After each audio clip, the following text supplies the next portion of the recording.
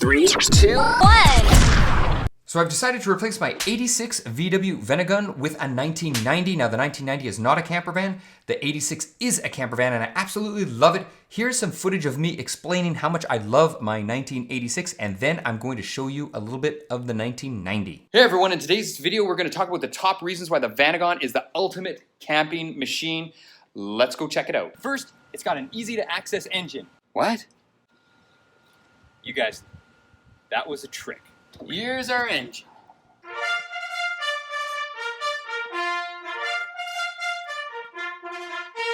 So here's a view of the engine bay. Now let me tell you, if you've worked on any other vehicles before, this one's actually quite easy. You can see it is totally open and you just reach in and fix it. If you have to take it out, it comes out from the bottom. So let's take a look at the interior.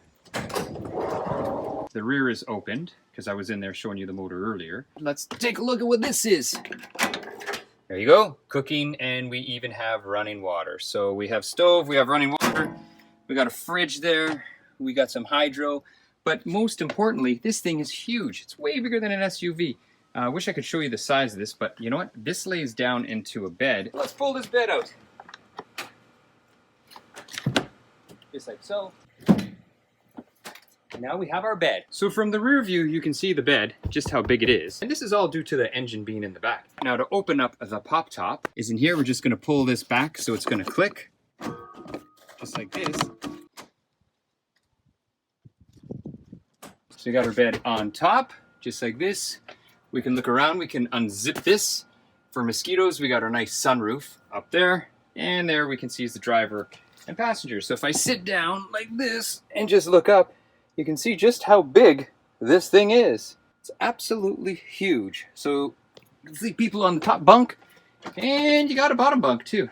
So this is really good. Let's pan around to the front. You can see we have nice captain chairs with armrests on both sides. There's a driver's one. So we got an armrest on both sides. So that's really cool. Same with the passenger, armrests on both sides for those long trips when you want to be comfortable. So there you go. And there's our shifter, steering wheel, fancy gauges, another phone left nearby. So this part's really cool. One of the best things about it is just your driving position. They are so cool to drive, and you know what? You can actually teach people how to drive on these things. They are that easy to drive. You can paint them any color with any type of paint job, and no one's gonna say anything. They actually look really cool. I don't know if you could do this on a normal everyday van, but with a Vanagon, you can get away with it. Now this was just like every other van, it needs a lot of work. So I did a ton of videos on fixing it. Here you can see I'm working on the steering column. Here I'm doing the front brakes, but you know what? Some of the jobs were actually a little bit more in depth. Let's pan to another clip. Here's the rear suspension. I actually had to do welding because I was afraid the spring was going to pop out. So I was able to buy these plates, weld them in, paint them, reinstall everything. And when you think about it, it wasn't that hard to do. The other thing is I rebuilt the motor. So I did an in-depth rebuild. I also added some custom gauges, which I thought was really cool. And for these old vans, this way it was a good way for me to monitor the engine.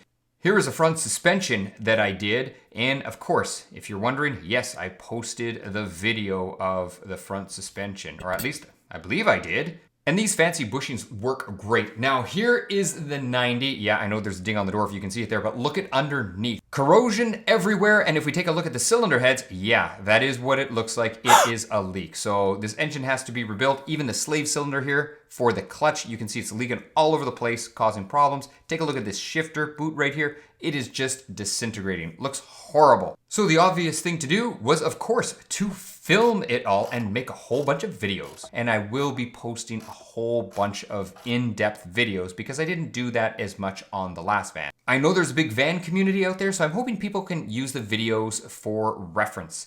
Here's the interior. You can see it is not a camper van. This is a weekender, so it doesn't have all that camping stuff, but it's just got more room. And I found that, you know, I wasn't using the camping stuff. If we take a look over here, we can see this is going to be pretty cool when it's done. I'm lifting it. So in the process of doing the front suspension, replacing the springs, don't worry, there'll be a video on that.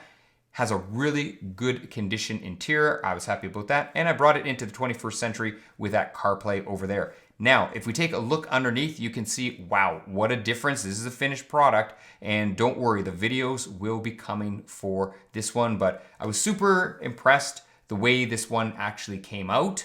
And one of the reasons I bought it, and you may be asking, if it was in such bad condition underneath, why did I buy it? The body was in absolute fantastic condition. It actually has the original paint on it, which is quite unbelievable for a vehicle of this age. So yes, it needed mechanical work, but at least the body is, well, mint condition, if I can say that. That's it for this video, and I just wanted to give you an update what I was doing. So hopefully you stick around. Thanks for joining me today.